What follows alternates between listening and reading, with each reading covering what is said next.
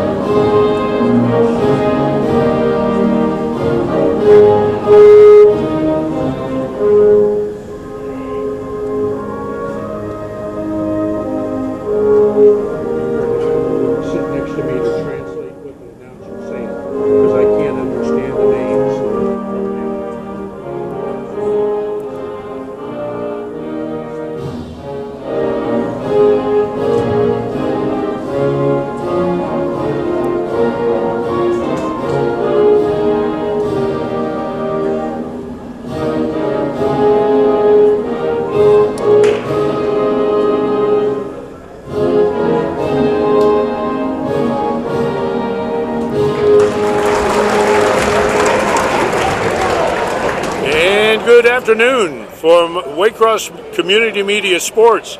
Welcome to a dual meet between the Northwest Knights, who are hosting their intra-district rivals, the Colerain Cardinals. This is an afternoon in-school event taking place here today, and we're going to be starting at 132 pounds from the visiting Cardinals freshman. Tanner Ryle is here, and for the host Knights, Gunnar Weber, who's a senior and has a 14-9 record so far this season. The Northwest, of course, in their blue and with a white band, and the Knights in their all red uniforms. And right away we have a nosebleed. It's a pretty amazing thing. We've got a full house here today at Northwest Gym. We're starting the thing during school, and I understand that there were more than 300 tickets sold for this event. I suppose it's to both support their wrestlers, and for some of the kids it was a way to shorten up the school day.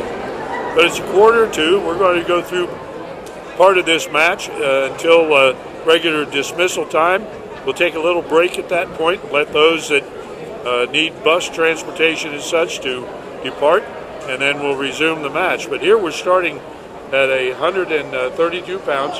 Gunnar Weber placed third this year at the Sycamore Invitational, so he's an experienced wrestler, and he's an experienced wrestler, and we got to clean up. I don't know what happened. There must have been a hand tap set up or something, but right away we had blood, and now we're back to we're about to resume action.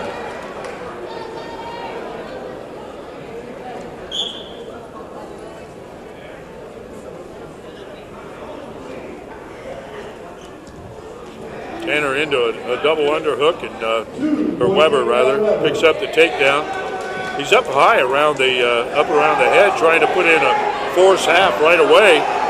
Tanner Ryle is a freshman and maybe hasn't seen this combination, but Ryle fights his way off his back.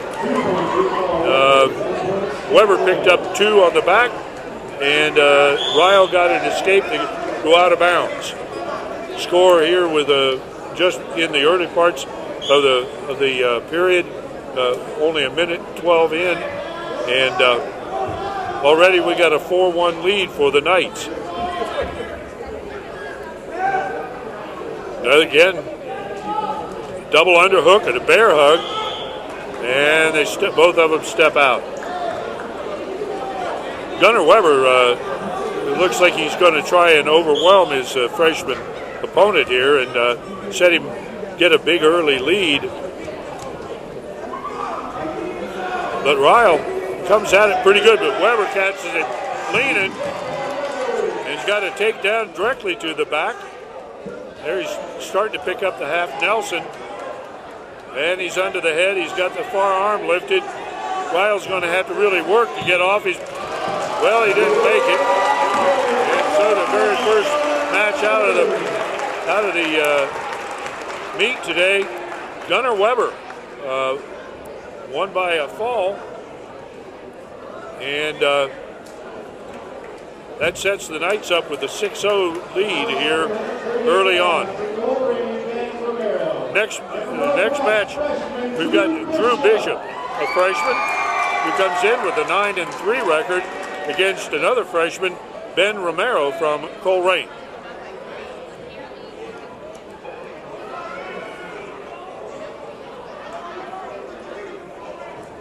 We have two referees working the match. We've got Randy Adams and Braun Alexander. This is Randy Adams, the lead official in this match.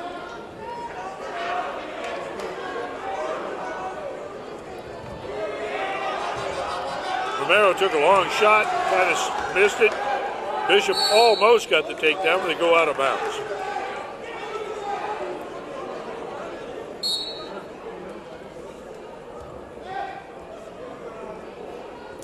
Both the wrestlers in a shoulder and hand tie. Romero with another shot attempt comes up short. Bishop tries to go around there. Bishop reaching, looking at a kind of a single, but and he's got into the single, picks up a takedown. 2-0. Drew Bishop, Colerain, Northwest.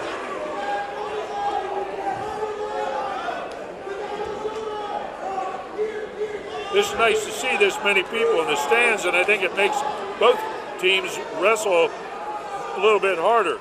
There, Bishop pries Romero over. He's picking up back points there, but now Romero's fought his way back. Gets off his back. 2 on the back, 3 on the back.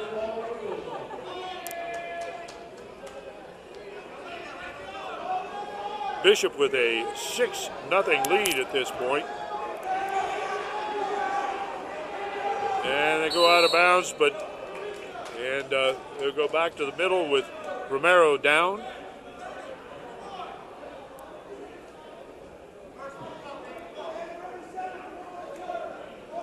Looks like Bishop is nursing a bit of a wrist injury. He was came up slowly off the mat that last time, holding that bandaged wrist.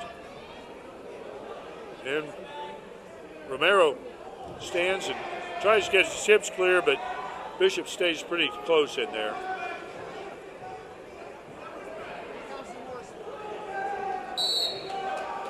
Once again, they go out of bounds with no points being scored.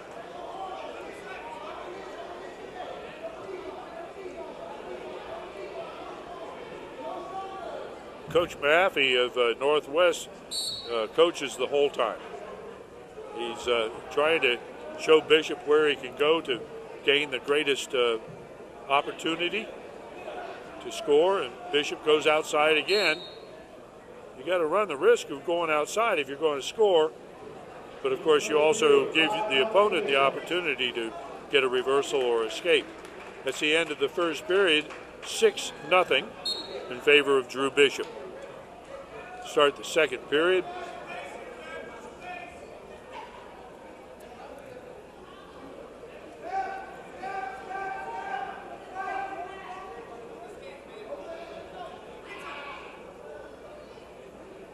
Rather a half-hearted attempt at a shot there, but Romero isn't making things making things better for himself, because now he's decided he's not going to shoot. He got into trouble on his last shot and gave up a takedown.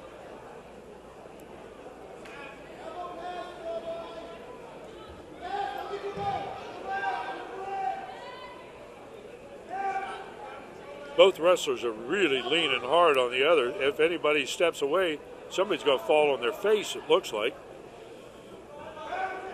There, Romero's got the shoulder trapped and is trying to move around, but he's still in line.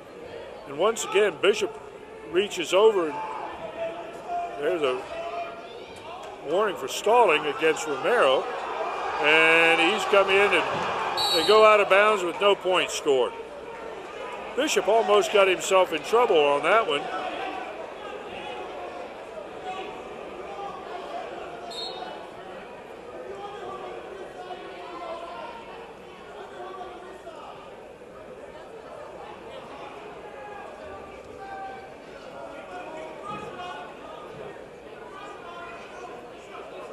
They keep working that edge, and Romero's been warned for stalling. Now all at once he's gone on the offense. He's gotten in pretty good on a double, but they go out of bounds. No points. Bishop begins to look, he's beginning to look like he's beginning to gas. I don't know whether that injury is having an effect on his conditioning or not, but kind of a strange place for conditioning to show up from a wrist injury.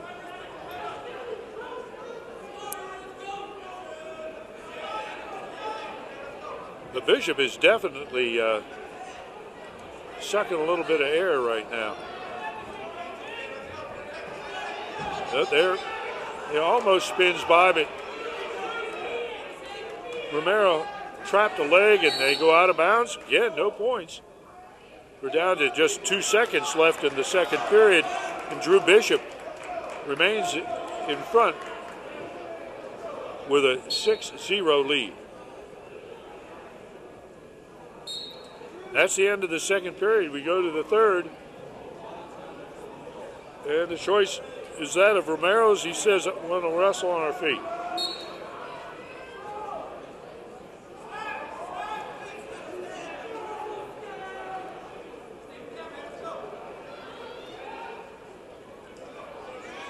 If Romero would put a little pressure on, I think he might force Bishop into a stall, because Bishop seems to be hanging on at this point.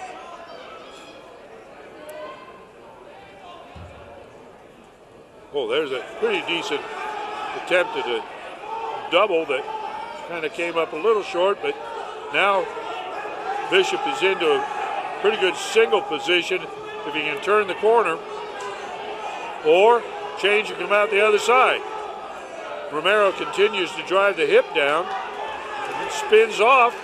There he gets, then there, Romero scores his first points of the match with a takedown. And now has gone into a crossface with a tricep trap, picking up the ankle. And pops a half Nelson onto Bishop.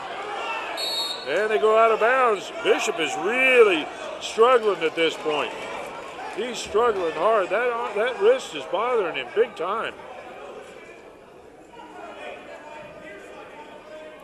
We got an injury timeout.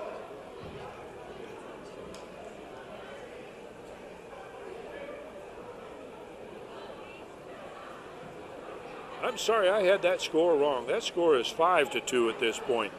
I got to mentally try and. I just looked over and got blocked by a basket swung up in front of the scoreboard, and gave Bishop an extra point. It's 5-2. Drew Bishop as Bishop takes time out here for that wrist injury, and going to see if he's ready to go again. That's really bothering him. He's got a 3-point lead here, but he's in the defensive position now. And Romero was beginning to work a lot harder there as they went out of bounds that last time. Once again, Bishop comes to his feet, gets outside, gets an escape. That makes it 6-2. And Romero once again drops in, trying to get into that double.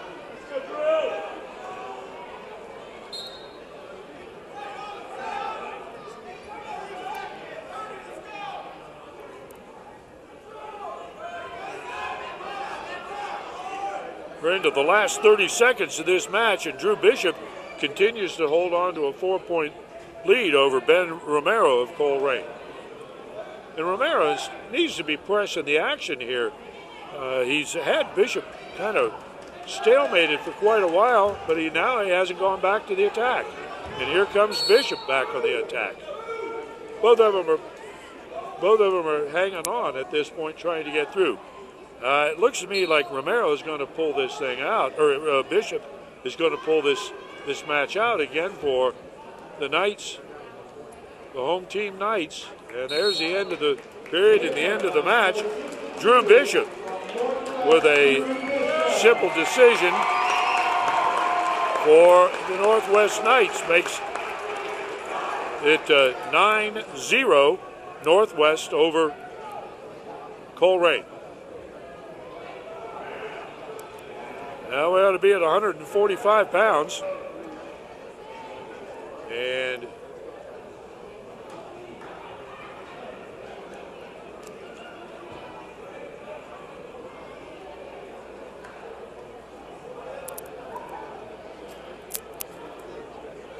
this is okay, at 145 pounds, Northwest forfeited. And that gives the Knights a 6-point victory for Ben Wendelman.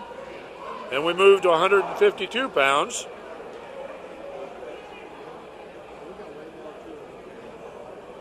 Coaches are in a position down here where they're moving guys around strategically, and we're not privy to the decision they're going to make as to who's going on the mat. But it looks like we've got Gwyn out there for the Knights, and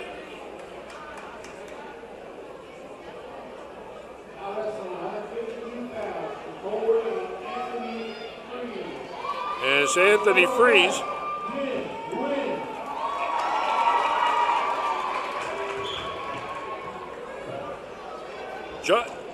Anthony Freeze is wrestling at 152 pounds for Colerain. He's a junior. And for the Knights, a senior, Gwyn, who has both of these guys have very similar records. Right off the bat, Freeze comes out, gets the takedown right away. Freeze has a 5-10 record this season, and Gwyn has a 4-7 record. But Freeze has the opportunity to even things up here, or go ahead for the Cardinals. Got the takedown.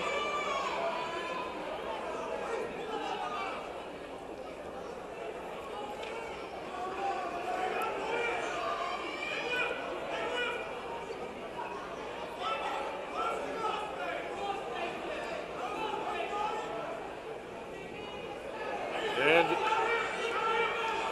Freeze is putting the crossface in, but it ends up with Gwyn coming to his feet. They go back to a neutral position with a 2-1 lead for the Cardinal. Snap down, attempted spin by, but Gwyn holds on to the leg there temporarily at least.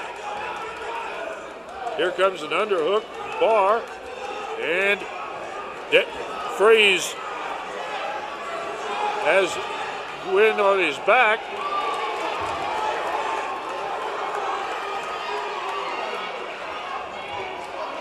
Gwyn fights through it, comes to the outside. They end up out of bounds. So at this point, we've got a 7-1 score with Anthony Freeze in the lead over Gwyn.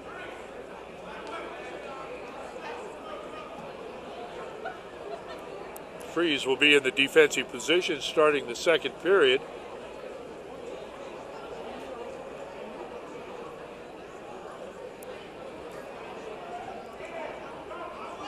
Gwyn mounts, and they start. Freeze comes to his feet, kicks back, stretches Gwyn out, spins downhill, gets a reverse. Gwyn drops to a 7-1 disadvantage.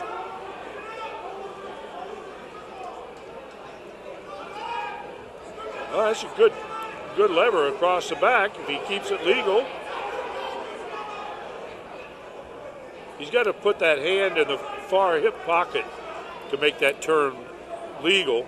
And good crossface. You got the crossface trying to turn Gwyn, pick up more back points. Gwyn comes up into trying to come to his,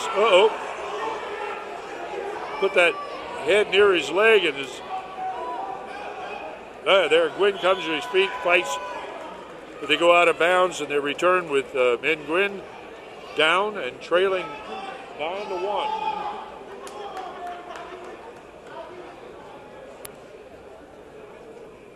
We've got a stop in the match. The referee goes over to check something. Okay, so there's an intentional escape given. Gwyn picks up it should have been a 1 point for Gwyn. Yeah, 9-2. There it is.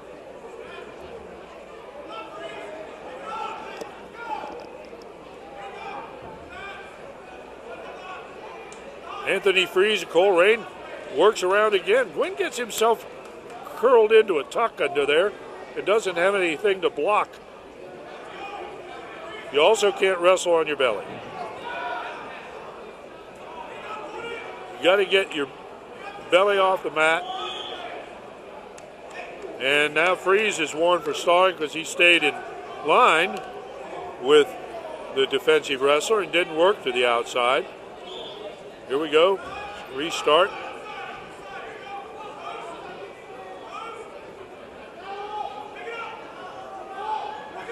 Gwyn trying to turn in. He's turning into a part of a overhead cradle, but kind of a funny position. Anyway, we're running out of time here, and that's the end of the second period. Anthony Fries of Colerain, the junior, leads this match 11-2 at this point. Fries is in the defensive position, stands up immediately. Gwyn follows to pick up a single leg, but Fries has hand control and peels out, picks up the low ankle and comes out for a reversal. There's a 13-2. We're already into a major decision for Fries at this point.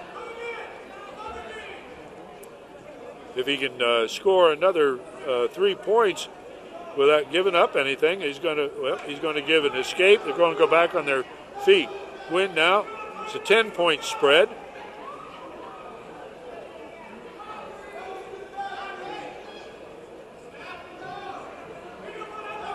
Fries has taken the command of this match pretty thoroughly. Fries spinning to get into the takedown. There's 15-3. Needs to get 3 more points for a technical fall. Got to get Gwyn on his back.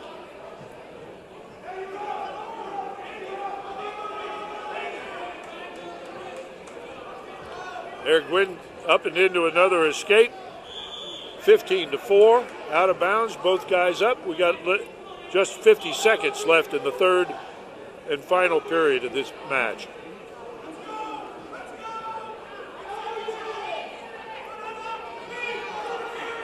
Once again, Fries takes Gwyn to the mat. Got it. He can almost, well, he had the opportunity to lock the cradle and he didn't take it. –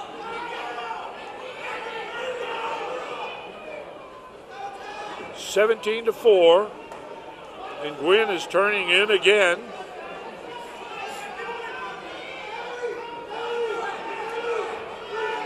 .15 seconds left. Another point. Takedown for Fries. 19-5. And still no back points. And 2 on the back. That's 21-5.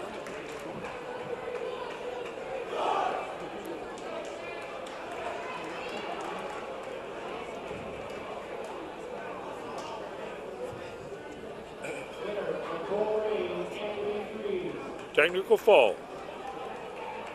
That pushes the Knights into a technical fall, gives them a 11-9 lead in the team race at this point. And here we go with Josh Daniels from Colerain against Brian Least of Northwest. Least is a junior and Daniels is a senior. Daniels has a pretty significant record this year. He's got 22 wins on the season, came right out, got the takedown, and has got Least up in a pinning combination and pinned him right there, which now pushes the team score out. Colerain's advantage of 17-9. Boy, after a big start for the Knights, these last several bouts have been a disaster for them. And that'll move us to 170 pounds. And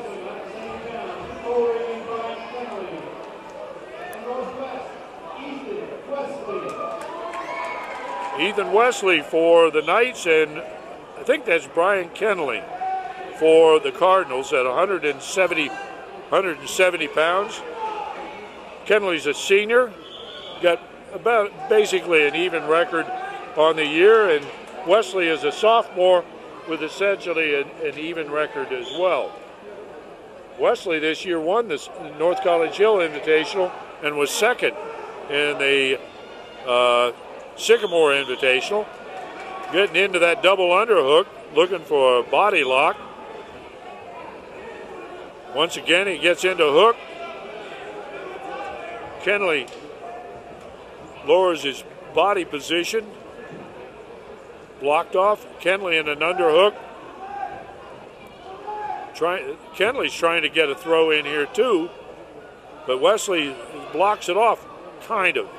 He dropped that inside knee. That could be trouble. Two guys desperately trying to get throws on one another. Got a warning against Kenley. Excuse me.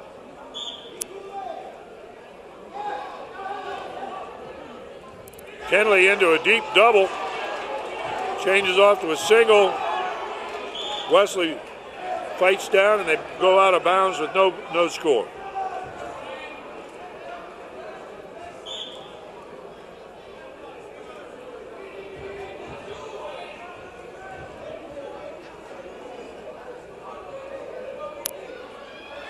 Well, there you go. Kenley gets a nice little lateral and puts Wesley on his back and is picking up back points. Wesley tipped sideways out there, and Kenley caught him and put him down. And now Kenley comes to an overhead half, picks up the arm, has the half in deep. He's got takedown and back points already. He looked like he's going to try and finish it off. He's got just 20 seconds. There Wesley gets off his back.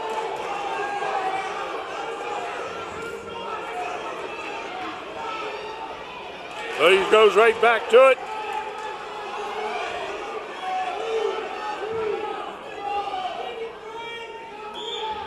There Kenley ran out of time and Wesley escaped the pin. And Brian Kenley goes into the second period leading Northwest Ethan Wesley 5-0. And Wesley's down. Kenley in the offensive position, chops him down, takes him into the mat, goes cross face, picks up the far tricep, going to use a little barbed wire. There goes Wesley to his back again.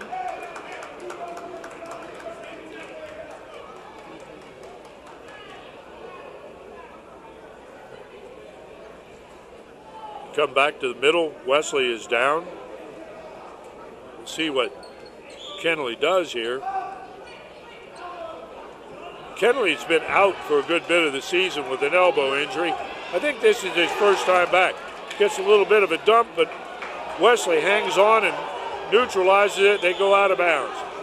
We got a reversal for Ethan Wesley.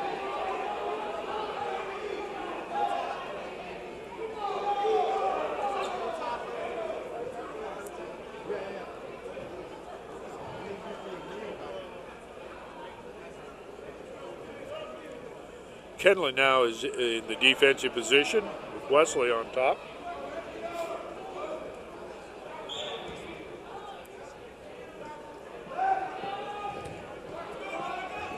There, Kenley comes out, throws a little bit of a Granby roll without the hands, but at least it gets him out into an escape to go out of bounds. It's 6-2 at this point, with Colerain's Brian Kenley leading Ethan Wesley.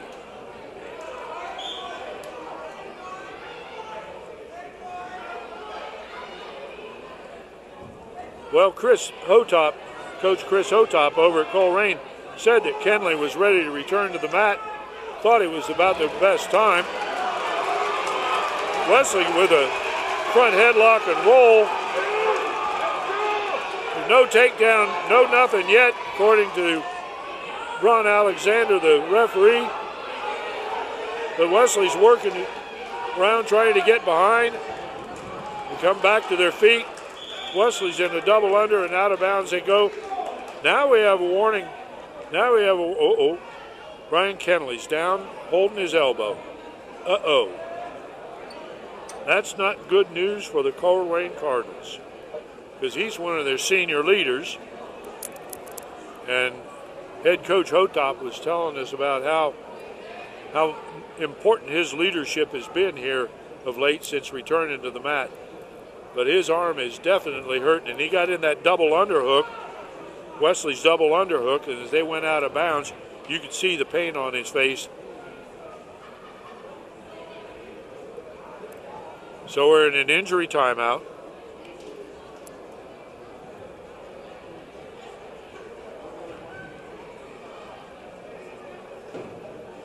Both these teams are fairly young.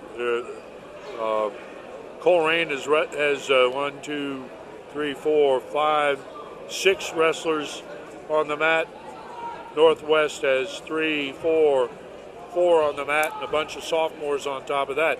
So these are both young teams.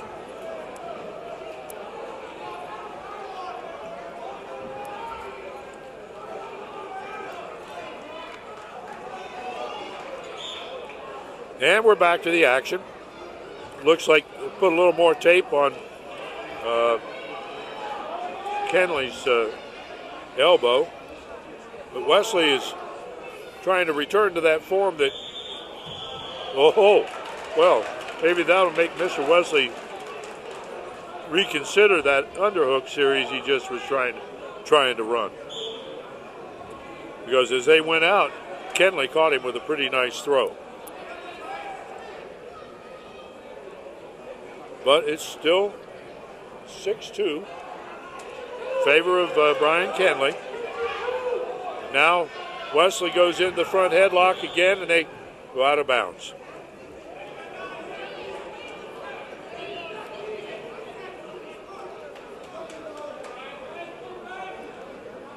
Kenley's arm is still bothering him, and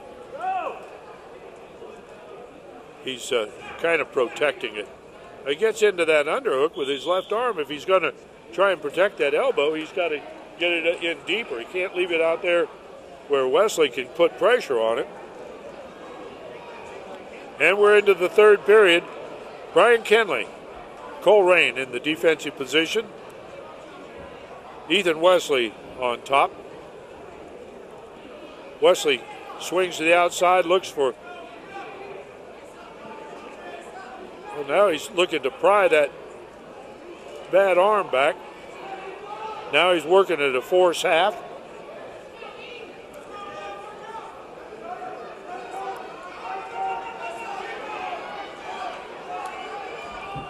And Kenley comes around, gets to his feet, gets the escape. I know how hard it is to come back off an injury this time of the year. You're getting ready for the tournaments and stuff. Colerain's part of the Greater Miami Conference, and their tournament's coming up very shortly.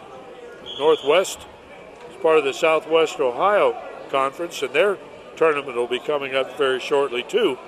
And of course, sectionals and the run for the state is just around the corner.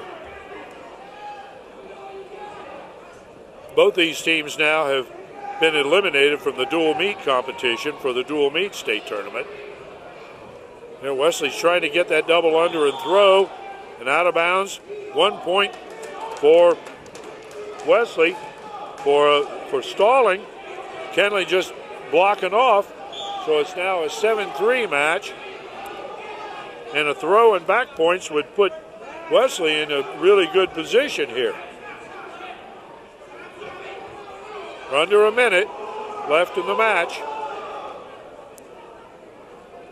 And out of bounds.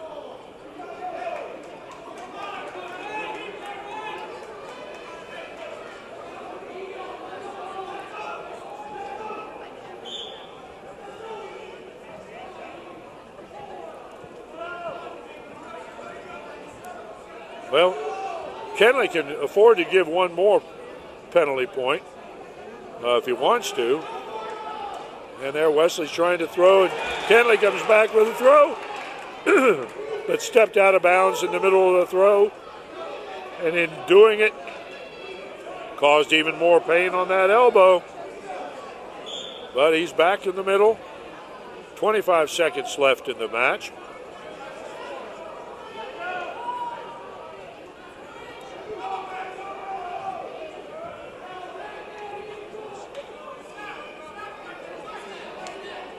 Well, Wesley, if he was going to do it, needed to get it done.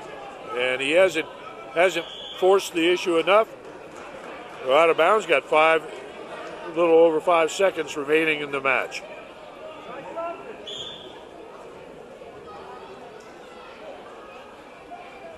And that's it.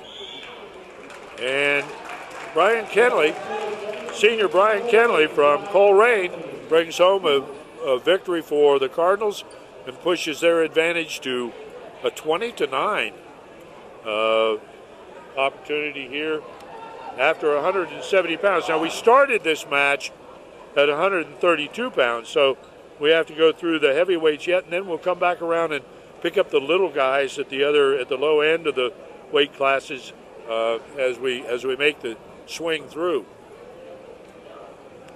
Move to 182 pounds. Now, I got a feeling that the guy representing the Knights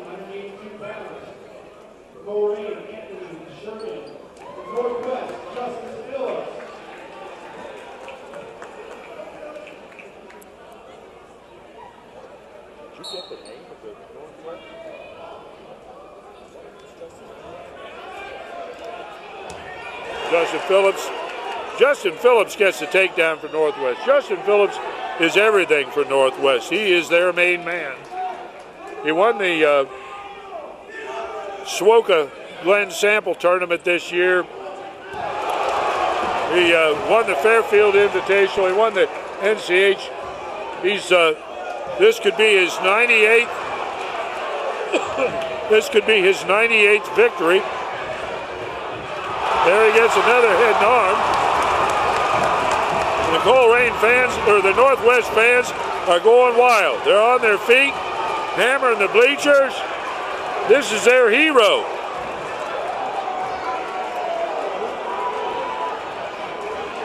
Julian Stanzi gives the escape. It's a 7-2. It seems even bigger than that. I'm not sure. I kept up with the scoring as it goes. There's the head and arm again. And that's a takedown.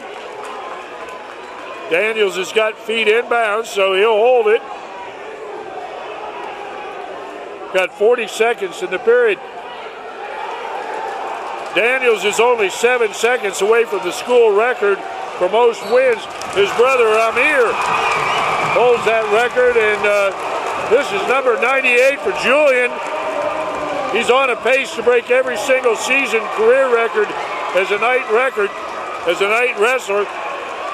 He's only surrendered one takedown this whole season. Julian Daniels puts 6 up on the board and brings the score back to 20-15 in favor of the Cardinals.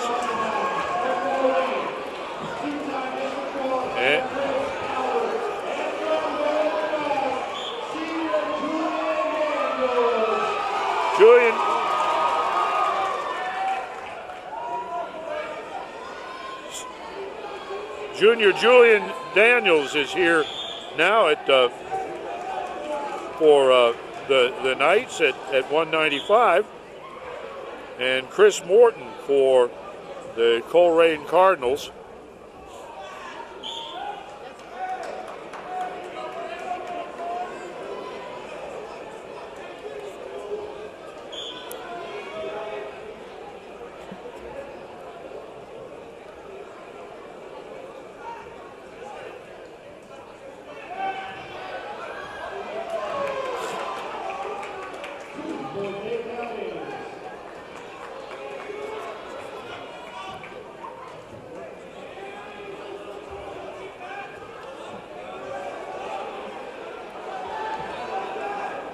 No, 195.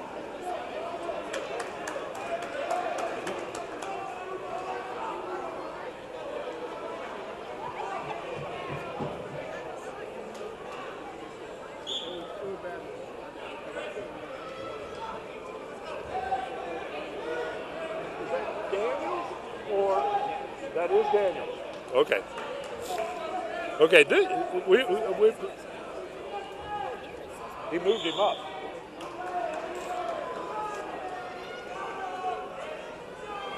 Okay, so we've had wrestlers move around here.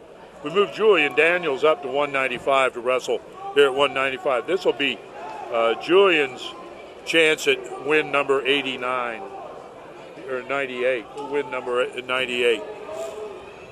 The other wrestler, that was Justin Phillips. And there's a takedown. Now, Daniels is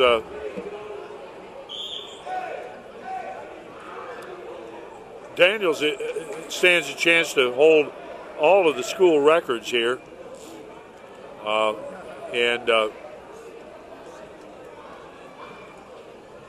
he's sprung out to a 4-1 lead here, and he got headlocked, looking for a cradle, it appears. They go out of bounds.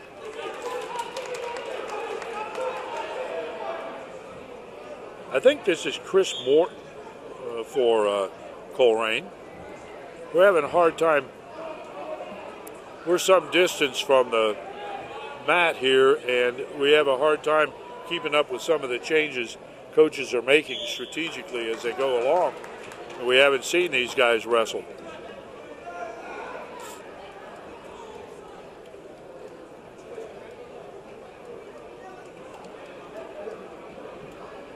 And so Daniels takes the defensive position here.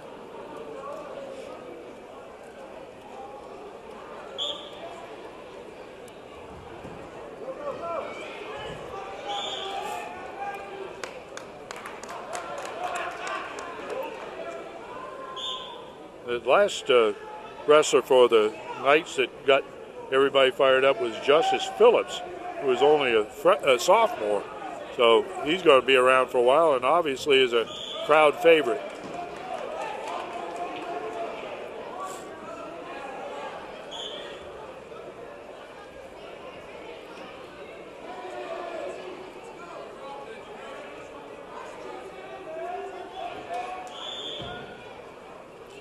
Daniels continues to stalk his prey.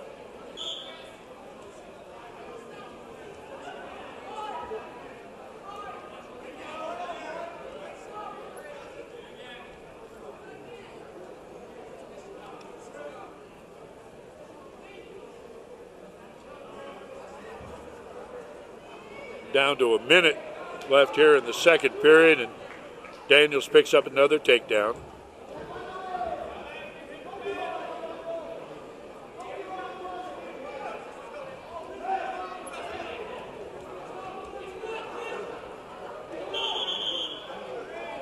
And they're out of bounds.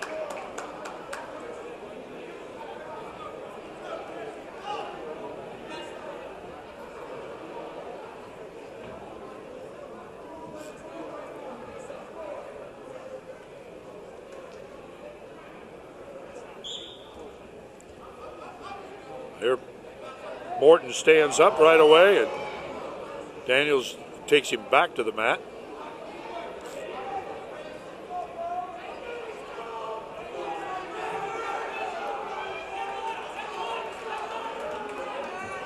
And Morton picks up an escape, and they go out of bounds.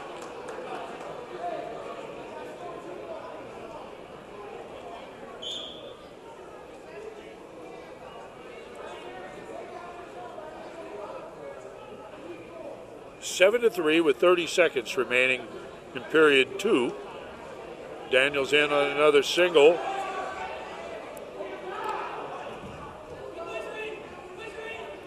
But Morton is able to escape and prevent the takedown, so they go out. Got 10 seconds left in this period.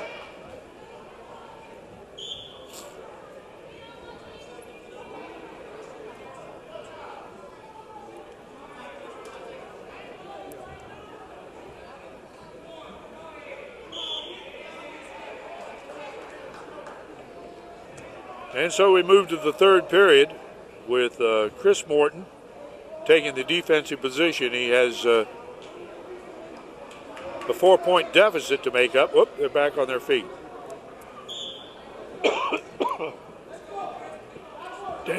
Daniels gave him the intentional escape. There, Morton with a Russian bar arm. Tried to set up a double off it. There, swings in pretty nicely there. Gets in nice on a single. Got to get that leg up. Daniels supposedly has only been taken down once this year. But it looks to me like Morton's going to get it the second one. Whoa, no. Daniels with the takedown out of bounds. Now, how he was quite able to do that, I'm not exactly sure. I wish we had our full setup here to see that again. Whoops. Got a question by Coach Otop on that takedown. Not surprised.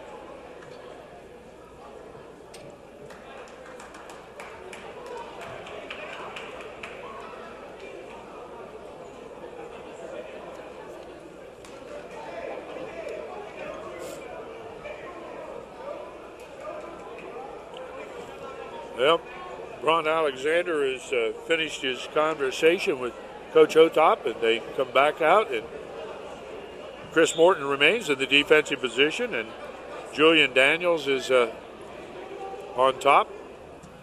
Morton gets to his feet, fights hands. Daniels lets him go. 9-5, only 4 points separate these two.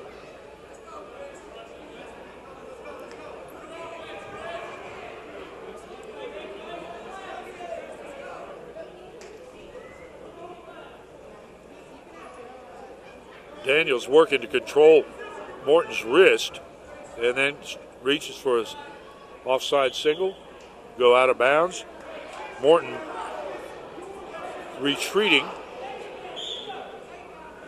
Daniels with a left hand tie. A little bit of a right lead leg. Morton into a front headlock and attempted throw by. Daniels doesn't buy that. Puts his own front headlock in. Reaches downhill for a cradle that doesn't lock up but gets him a takedown.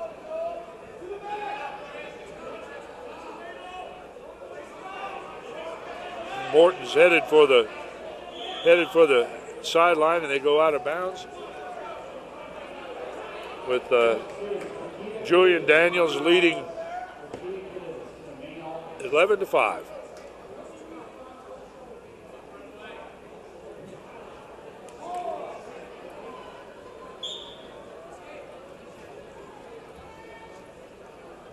Morton to his feet. Daniels just hangs on when he gets up there. Really doesn't want to do much other than let him down, and makes a little bit of a throwback to the mat. I think the fans really enjoy seeing those throws. That elicits a big response from everybody.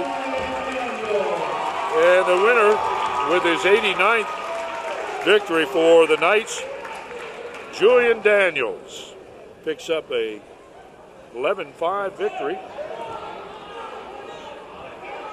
Major decision. No, regular decision. And we'll move to 220 pounds. And I don't...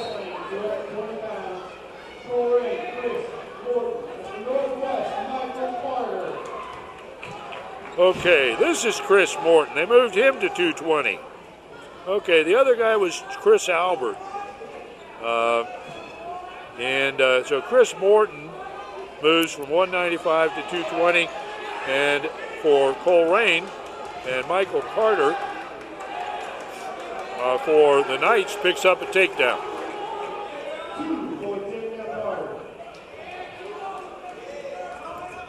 Here's two wrestlers again that have very similar records. Morton has been shut out so far this season, but Carter only has 2 wins.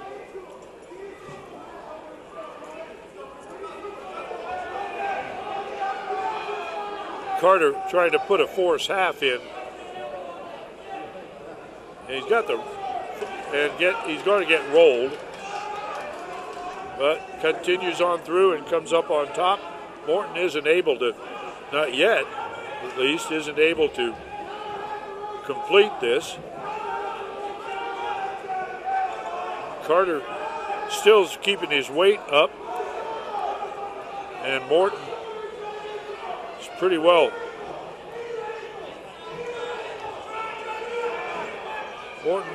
Morton isn't able to finish that reversal. And Carter now has pretty good control.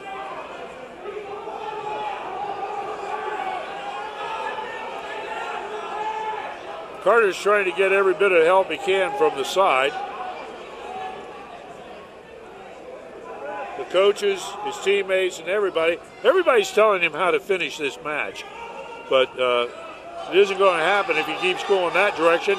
There, Morton's turned into him, got a leg, and they go up with the end of the first period. And Michael Carter, the sophomore with a 2-2 record, is in the driver's seat at this point, 2-0. And as the second period gets ready to resume, it'll be Chris Morton, Colerain in the defensive position, and Carter on top.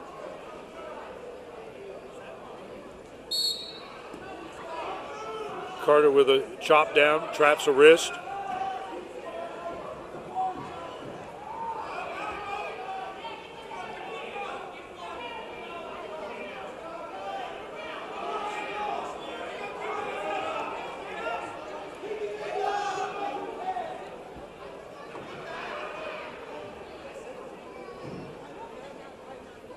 And not much is happening out there. Neither one of these guys. Well, there Carter has an opportunity for a half Nelson, but he's too low in it. Now, that illegal hold, full Nelson. Put a full Nelson on, and that's a penalty point. Changes the situation considerably. Chris Morton now is within 1.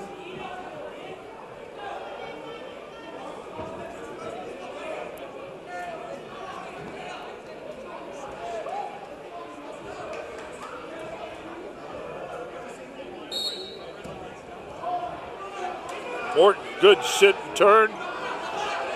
Carter's able to come back the other way, stay in control, and go back to the mat.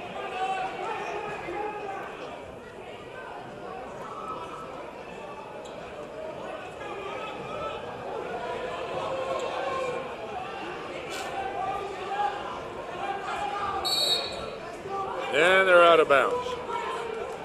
Notice a lot of the students here are leaving. It's end of the regular school day for them. They've got buses to catch, so they're on their way out the door. But the match will continue.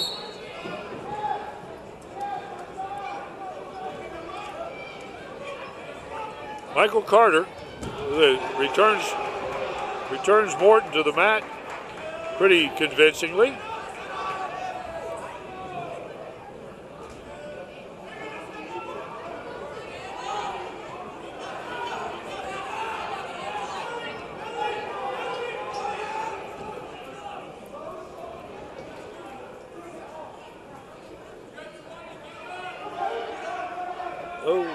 He almost locked hands trying to get that. Oh, he's going to lock hands.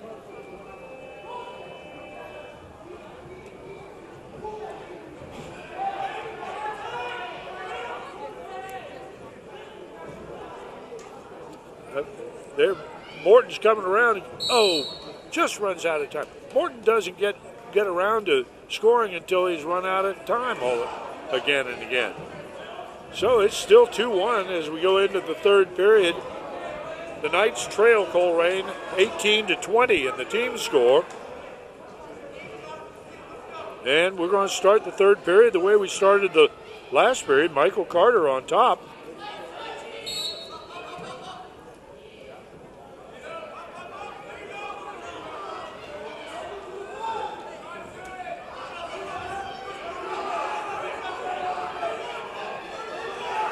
A barbed wire attempt here, going to try and double up on that far side, force him over. But he doesn't. All he's got to do is drop a half Nelson in. Oh my. Morton keeps working his way around. Morton's going to roll Carter here if he doesn't watch out.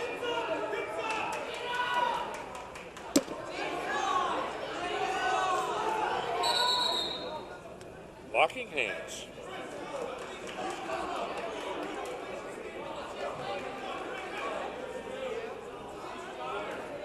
Well, as a sophomore, Michael is still fighting out of a hole here. Now you got to understand, we've been in 2 matches here in the last weeks. We were over at Winton Woods a week ago, and now we're here at Northwest, and somebody from the Colerain bench said something, and the assistant referee, Mr. Alexander, is now taking the entire bench to task. We don't know what was said, but it was something. And that puts people, you better hope that you're not one of the guys coming up when Mr. Alexander is refereeing, if he'd been on you about this one. We got a caution.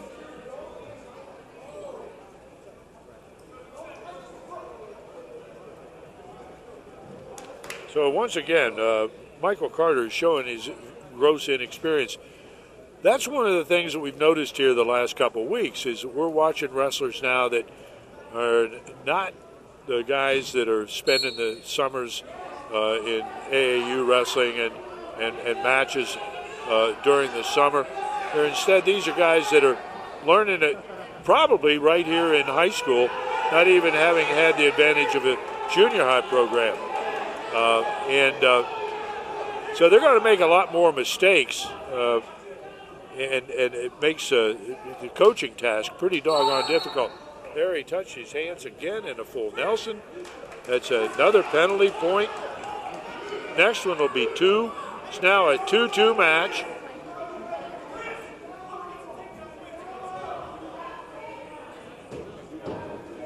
No, it's 3-2.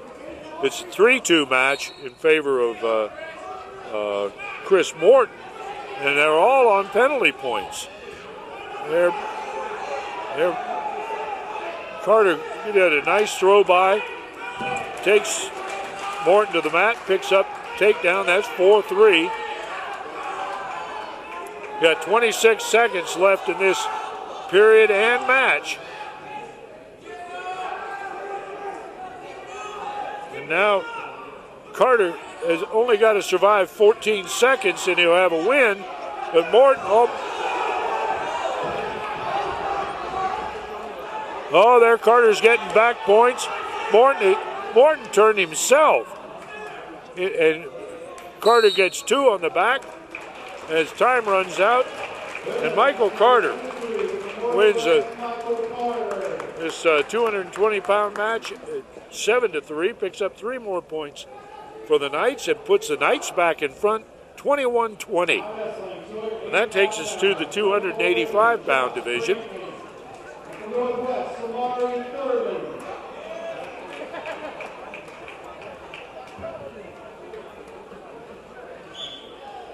Now we have Josh Brandkamp. We have Josh Brandkamp and Samurai Thurman. Thurman from Northwest. He's 9-8 on the season. Another sophomore. Brandkamp also is a sophomore. He's 7-15. Two shorter heavyweights. Thurman with an attempted snap down there, but Brandkamp gets into a double underhook. These two haven't developed their big strength factors yet. They're just big kids.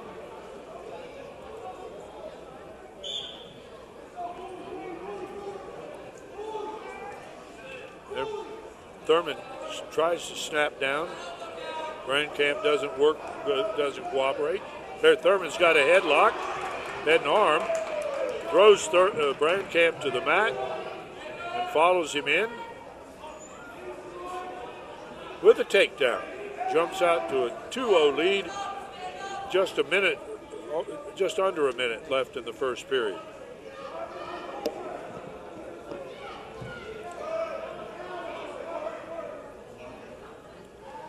Now Thurman looks like he's trying to force Brandkamp's head down to get a half Nelson in.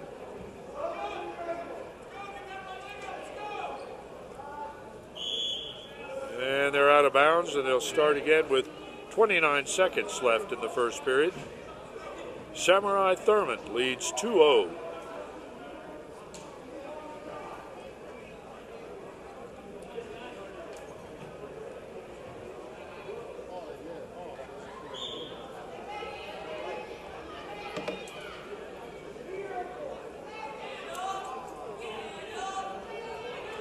Brandkamp comes to his feet, clears his hips, back into a neutral position. It's 2-1, still in the first period.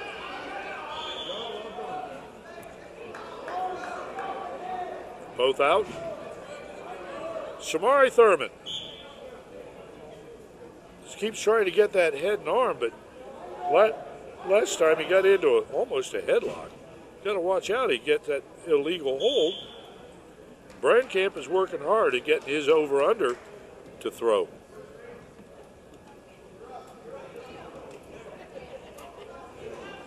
Samari Thurman takes the defensive position. This is the test now of your manliness to be able to get up under that weight. Thurman does so, comes up, gets a reversal. Good move by the big guy. Drives Brandkamp's head down. Pulls his hip to the mat.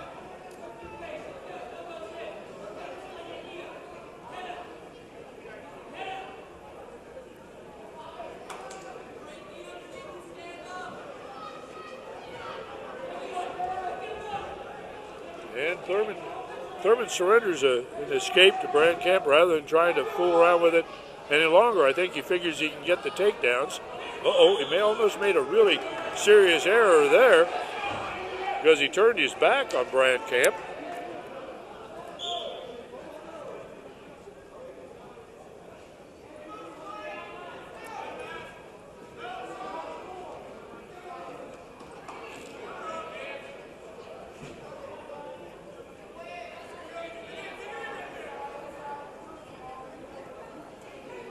Well, I guess this is what you call the waltzing bear syndrome right here. It's kind of typical of young heavyweights. They still don't have the flash that their more experienced counterparts do. But they're both out here and they're both learning every minute they're out here. Down the road, they'll be doing the good things. Thurman gets another takedown. Thurman gets another takedown, and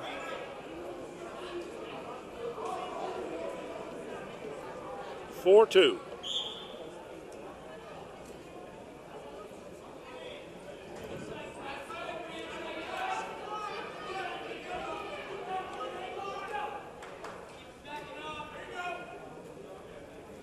These two keep wanting to wrestle right on the mat edge. And the referee's job at this point is kind of herd them to the middle, keep them out there where you can keep this thing moving. And we're just about out of time now. So at the end of 2, it's Thurman 4 and Josh Brandkamp 2.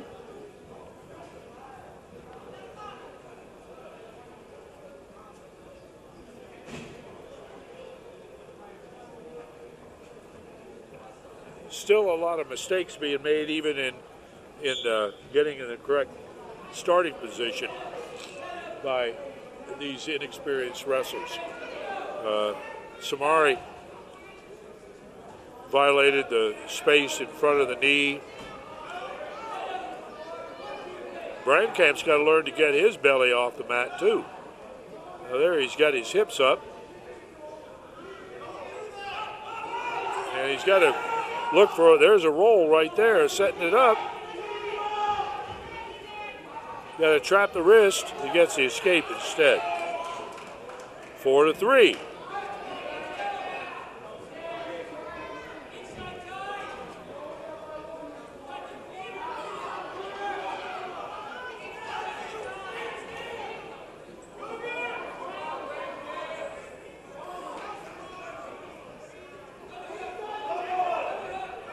Well, both of them know exactly what they want to get here. It's that they haven't executed yet. And they're going to have to really work at doing just that. A penalty point, illegal hold, blow to the head, to the face with an open hand, heel to the forehead.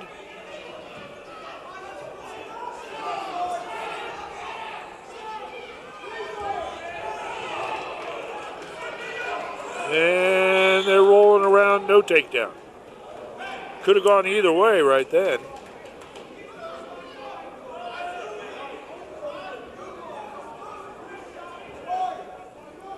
We're in the third period. The match is scored 4-4. Northwest leads Colerain 21-20. And we have 4 matches remaining after this. So it's a good, close dual meet.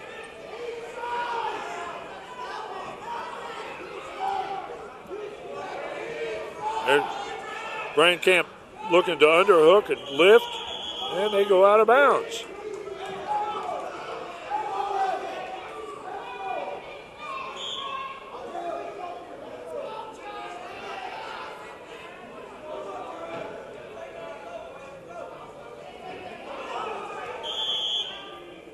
And we have a warning for stalling against Thurman.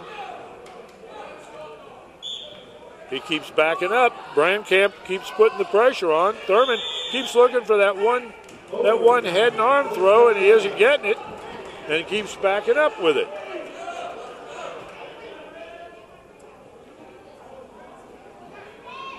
And we've got another blood situation. Yeah. Brandkamp's got a bit of a bloody nose over there.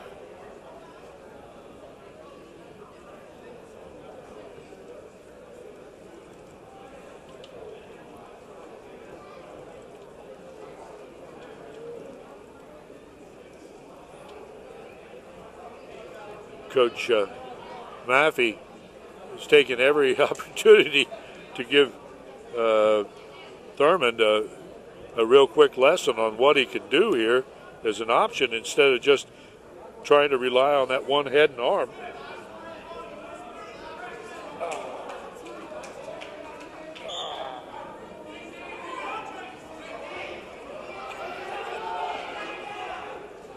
And here we go, back to wrestling. There now, Thurman's got an underhook, but he didn't do anything with it. He didn't elevate it. Brandkamp gets into the hook and elevates at least. But Thurman isn't elevating that. There he did. He almost stepped in and got a single out of it. Still 4-4. We got 25 seconds in the third period. And they go out of bounds. No takedown.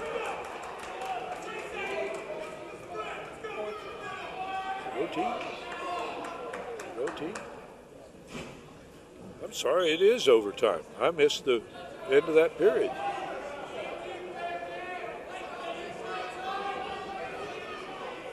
First point scored, any point scored here. Stall point, whatever.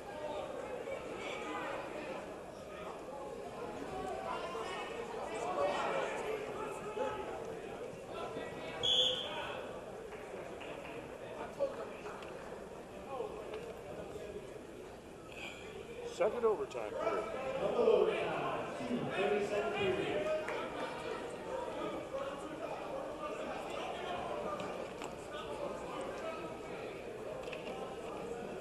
Second overtime period. Here we go.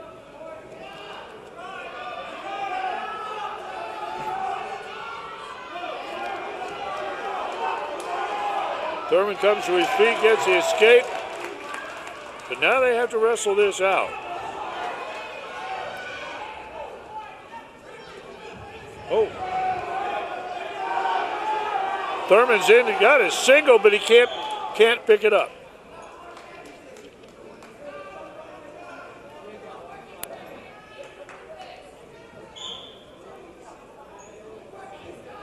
And there,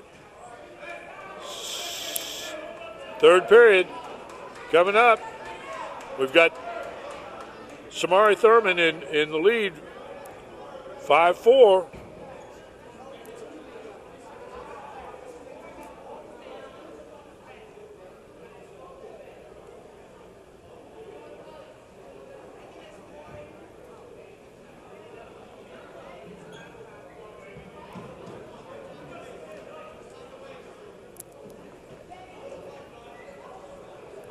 Okay, we've got Samari Thurman. I'm not sure what it is.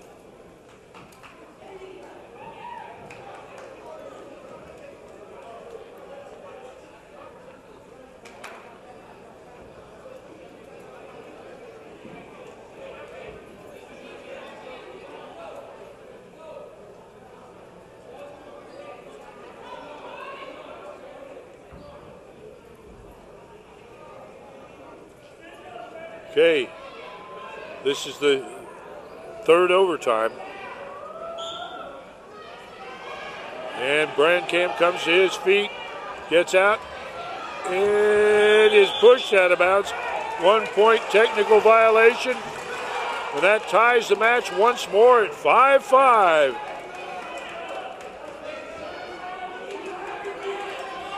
That's a technical violation for pushing your opponent out of bounds. And that was Thurman's response to trying to keep Brandkamp from escaping. And Brandkamp hips over and comes over and gets a reversal with 10 seconds left in the period and only has to stay there in order to win this match. And that's the end of the match.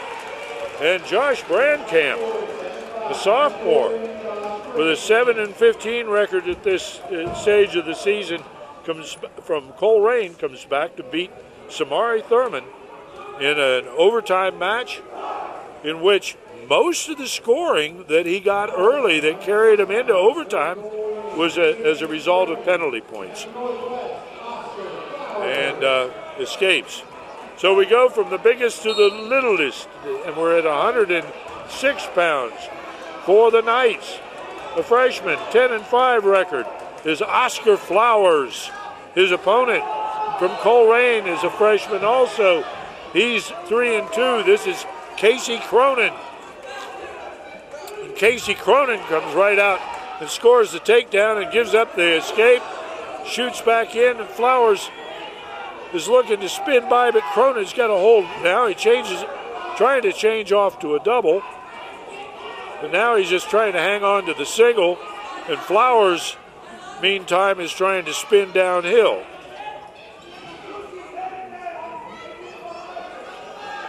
These two are going to wrestle one another their whole lives. I can see it coming. Flowers did a nice job of pulling Cronin's arm through there, forces the takedown himself. Oscar Flowers ends up with the takedown with a minute left in the first period.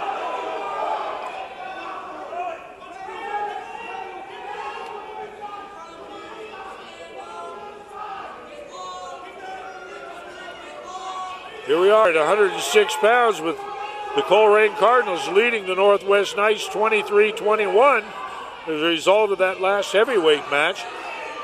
And now we've got the 6-pounders out there giving it their all. And once again, we're dealing with two young, inexperienced wrestlers.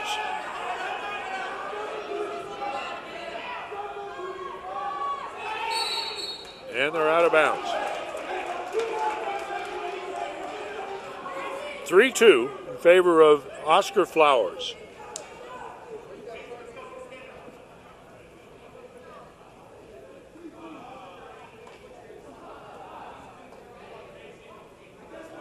Once again, starting position violation.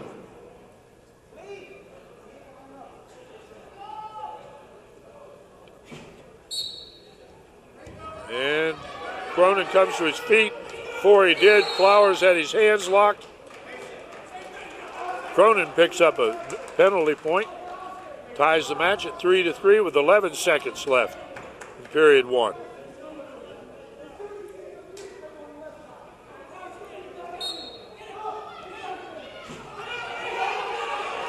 Cronin almost comes in underneath. Flowers is trying to run the cradle. We've got a reversal. Wait a minute, I'm not sure what that was kind of an unusual call there.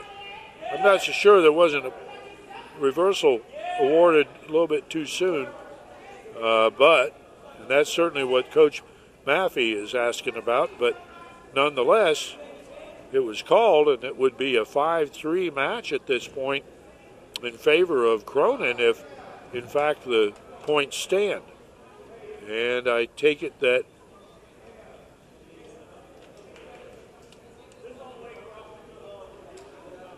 referees now are discussing the issue.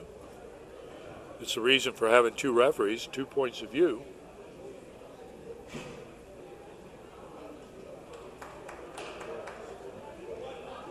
No points.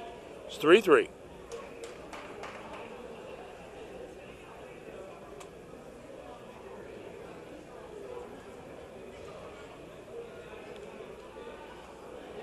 Now, Coach Hotop wants to talk about this. Both coaches are not pleased with that last situation. Coach Maffey thinks that there were back points. Coach Hotop thought there was a reversal. But the last indication by Randy Adams, the referee, was that now we're just going to go back to where we were. It's 3-3, second period.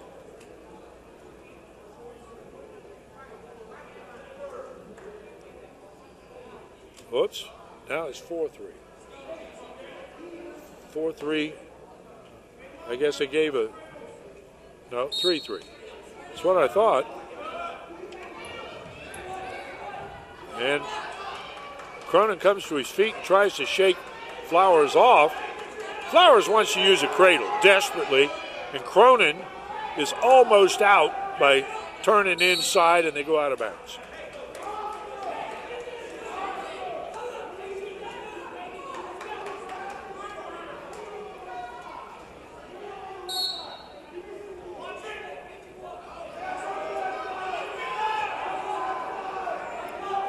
There, Flowers has got a cradle, and I'm not sure, he may be able to roll him through it. I don't know. Cronin's pretty hard to cradle, it seems. Cronin pulls Flowers over the top. Flowers is losing his control. There's a reversal by Cronin. and he got some back points out of it on top.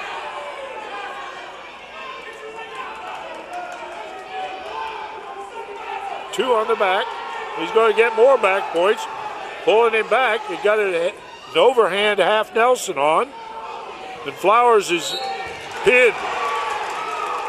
Casey Cronin of Colerain comes up with a big pin for the Cardinals.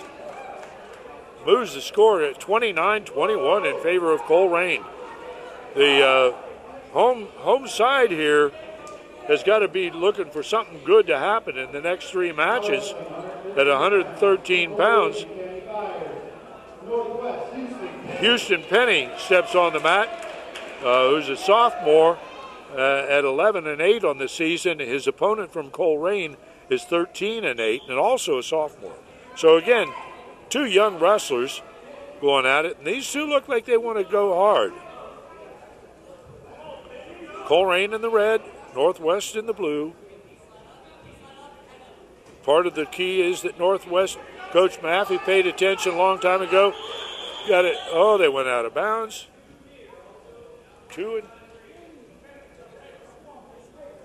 We've got an injury on Penny. I guess it's blood. And we got a takedown and back points for Byers. It's that was one of those bang situations there where the takedown and back points were scored and blood was coming at the same time, so you have to stop and clean the blood up.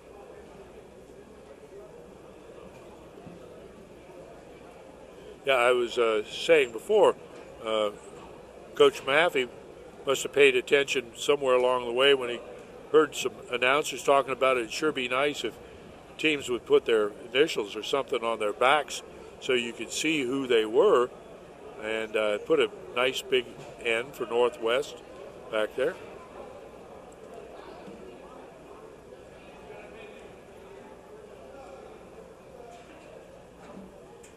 Of course, that's been an issue for years in my estimation, the question of uniforms in wrestling. There's all kinds of problems with it. But here we are, and we've got Byers in control, but Penny trying to lever the leg off, and they stop in a kind of a. I guess he lost his nose plug. Going to have to go back and get that repaired.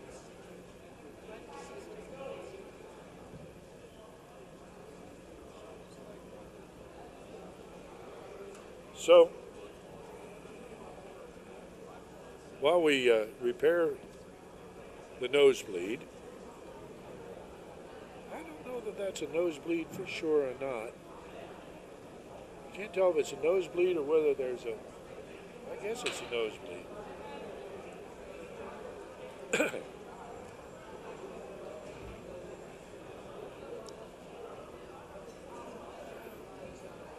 The referee's task is multiple. Here, the referee, Ron Alexander, is out cleaning up blood spots. It's we've changed a lot of attitudes about dealing with health and safety of wrestlers over the years. Used to be you had a little bit of a bloody nose, and you might continue until it got bad enough to make it worthwhile to stop. People didn't pay too much attention to it. Now, blood-borne diseases are very dangerous things, so everybody's worried about it. Wrestling has a lot of health issues that are involved. I think a great deal has been done to improve the weight control issues, and I think that there's more attention being paid to concussions, mainly as a result of football injuries, but certainly wrestlers are subject to concussion as well. And skin diseases are very tightly controlled today.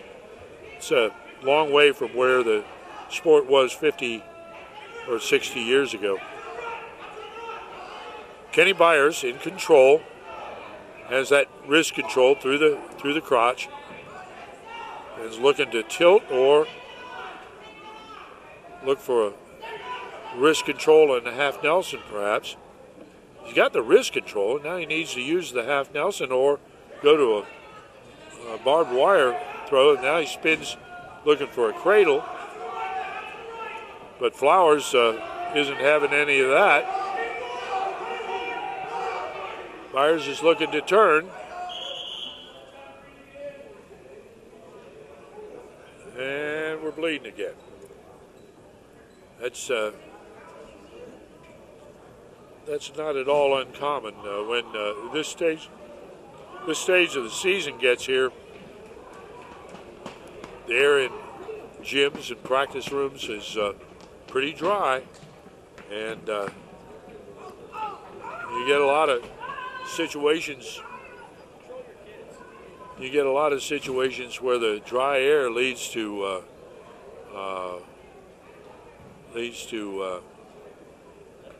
nosebleeds and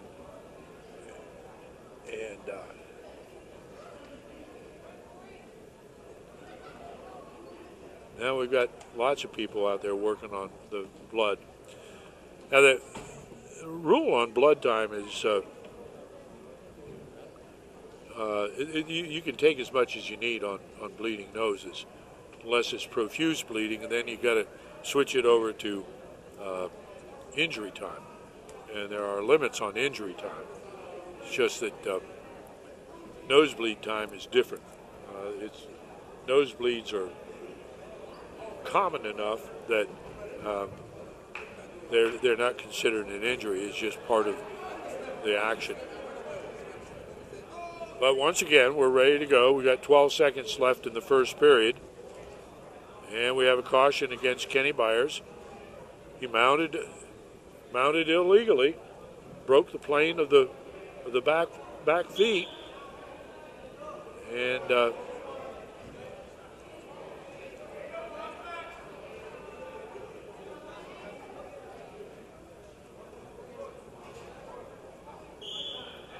that's the end of the period.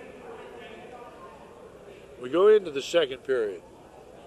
Kenny Byers leading 4-0 here over Northwest Oscar Flowers. Both of these guys are freshmen. As I say, they'll probably see one another a lot over the next 4 years.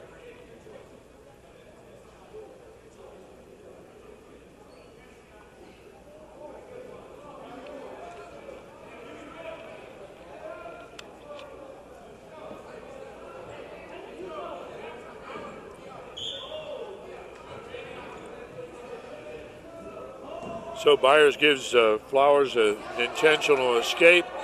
Flowers it in on a single.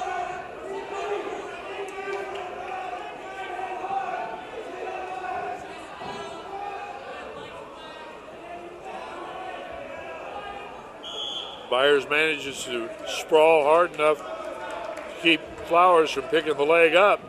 No takedown. Byers with a big double. And gets the takedown. 6-1. Byers gives the intentional escape. Once again, Byers with a long double shot that he gets into, changes to a single and reverses direction and gets the takedown. And gives another intentional escape. 8-3. Now, Byers better watch out. He's gone to that same double repeatedly, and Flowers is liable to catch him in it, put him directly to his back. But there Byers does a nice little dump, did a nice job of holding on to Flowers' arm, gets him on his back, has him exposed, and looks like he may pin him right there. And another victory at 113 pounds with a pin. Colerain's Kenny Byers. stretches the Colerain lead to 35-21. At 120 pounds from Northwest, we have a junior with an 11-3 record, Tyler King. His opponent from Colerain is a sophomore, John Caraher. There, King is in right away on a shot. He was looking for a high crotch, but Caraher sprawled hard and avoided it. Caraher looks like he may be wrestling up a weight. Either that or King is just exceptionally tall. I can't tell for sure, but Caraher looks light to me. Caraher in the front headlock. Caraher is a sophomore. He's got a 7-12 record on the season. King's a junior. King with another attempt at the single ends up into a head inside single, and they go out of bounds. No takedown. No points. 1:10 left in the first period.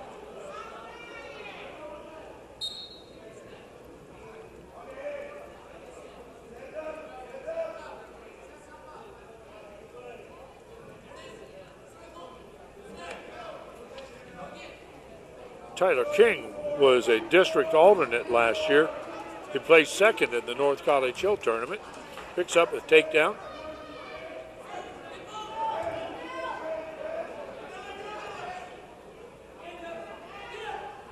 Puts legs in. That's the first guy we've seen so far today using leg series, and he's got him in and he's picked the head up.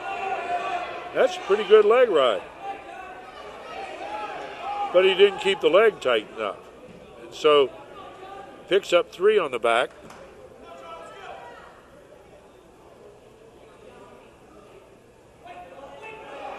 (5-0), Tyler King. King's big, long, tall wrestler. Tries to put a leg in again. Caraher slips around out of it, trying to get out.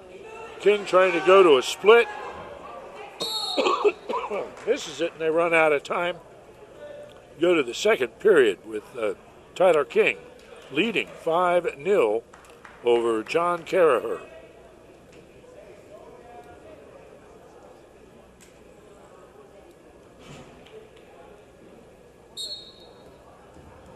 Caraher with an attempted stand-up.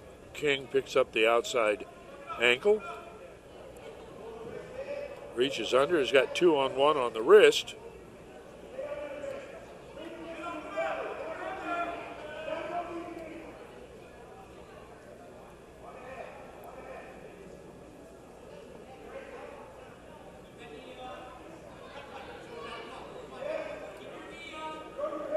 Well, King keeps that leg right in, and he's keeping his hips up pretty good on it. Caraher keeps working in underneath.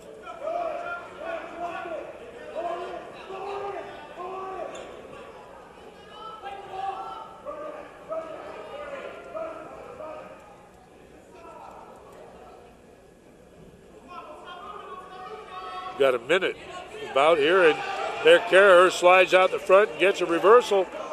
5-2, Tyler King. Caraher's coming back. And they're at the edge of the mat, and they're out.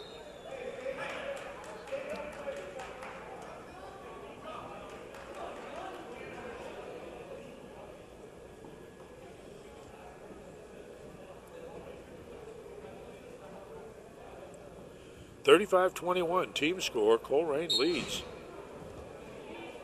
Northwest needs a couple big pins here. That'd bring the score to 34. I don't think Northwest got enough time to catch them unless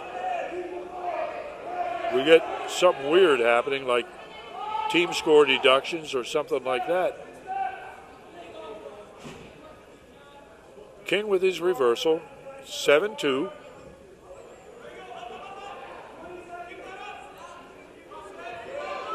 And Caraher backs out, gets an escape. 7-3. Caraher isn't intimidated, I'll say that. Oh, he started to hit something that King controlled his hand all the way through and picked up the takedown from. And they're out of period at the end of the second period. 9-3. Tyler King in control. The Northwest needs more than a simple victory here. They need a pin and something else to happen that would be able to pull this thing out. But right now, Colerain is in control. Colerain in the ride now. He's looking to control that wrist. Wrist in half he's looking for. And what do we got? Nosebleed. Well, I'll tell you what, guys are bleeding. Somebody's bleeding.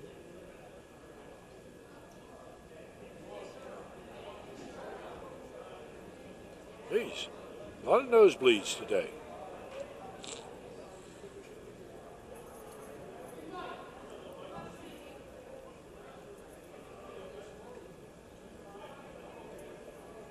This production is being carried out by Northwest students today.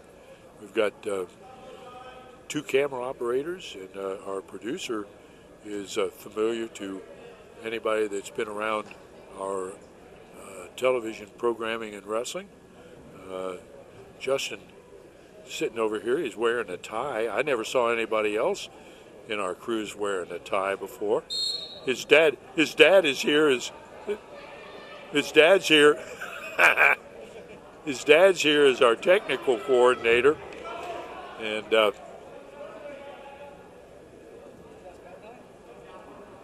he's trying to remember how to run the stuff.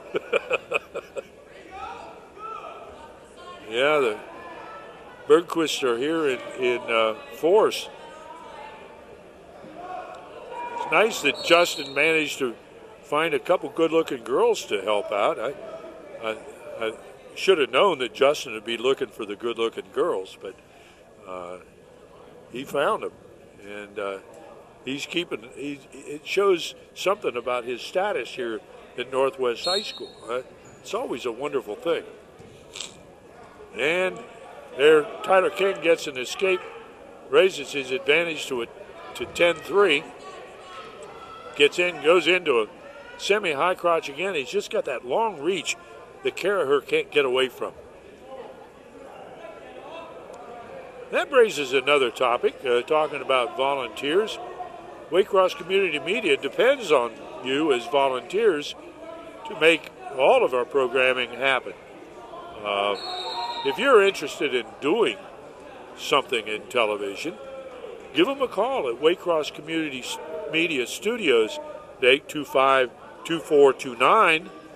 And if you are interested, or you can check out the website at www.waycross.tv. And there you will find the schedule of all our sports events and other volunteer productions that are provided by your community's source at Waycross. Well, Tyler King has a bunch of back points, and we got a potentially dangerous situation. King has gone out to a 15-3 advantage. But again, Northwest needs some big events to happen, and I don't think they got it. I don't think they've got the potential here. We'll see, but it's not looking good for the home guys. And that's the end of the match. Tyler King is the winner, 15-3.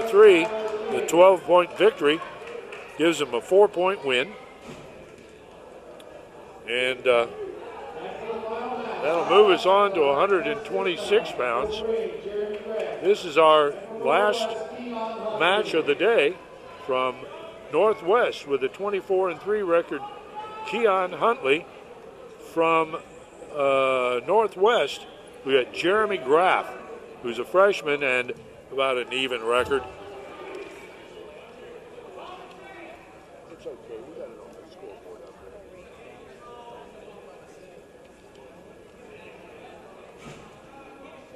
there. But Huntley is 24-3, and he was a district qualifier last year. He was 7th at the Swoka Glen Sample Classic, 3rd at the Fairfield Invitational, and won both the North College Hill Invitational and the Sycamore Invitational. He's had 3 losses on the season with a combined total of only 7 points, so he's been in everything he's wrestled. And he's going to roll Graff up into a cradle, and looks like he's got it in pretty good. And there's the pin. So Ken Huntley comes up with a 6-point win for the Northwest Knights, but the final score remains Colerain 35, Northwest 31. A good dual match, enjoyed by lots of kids here at Northwest. We had over 300 packed into the gym here. It's produced by a fine group of Northwest student volunteers led by Justin Berquist, and I'm Dave Bean, and we look forward to having you follow us. We'll be back here at Northwest in a week for a tri-meet, and then very shortly we'll be into the main thick part of the tournament season with sectionals, districts, and state tournament. So we hope that you'll pick up on it. Again, if you're interested in helping out as a volunteer, give them a call at Waycross Community Media at 825-2429, or check out waycross.tv for demand streaming events and a schedule of cable casts. So for all the gang here, thanks for viewing. We'll look forward to you down the road. So long now.